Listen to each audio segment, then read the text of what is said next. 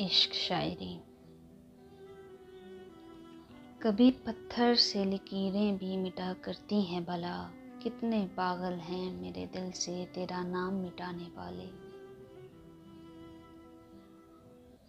इंसान के जिस्म में सबसे खूबसूरत हिस्सा दिल है, यही साफ ना हो तो चमकता चेहरा किस काम का।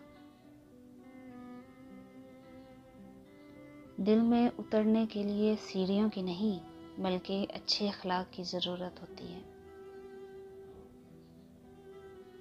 तुम्हें क्यों वहम रहता है तुझे हम भूल जाएंगे, अरे तुम दिल की धड़कन हो और धड़कन जिंदगी तक है। ना किसी का दिल ना किसी की जान चाहिए, जो दिल का हाल समझे हमको वो इंसान चाहिए।